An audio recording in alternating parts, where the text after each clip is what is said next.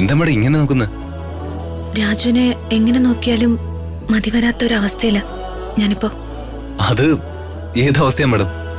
ആ അവസ്ഥ രാജുവിനിപ്പോ മനസ്സിലാവില്ല, പതിയെ മനസ്സിലായിക്കോളും. ശരി ശരി, ഏതവസ്ഥയെങ്കിലും ആവട്ടെ. മേഡം ഒന്ന് മാറിയുന്നേ, സലാഡിനെ ഞാൻ അറിയാം. വേണ്ട വേണ്ട, ഇന്ന് രാജു ഒന്നും ചെയ്യണ്ട, എല്ലാം ഞാൻ ചെയ്യാം.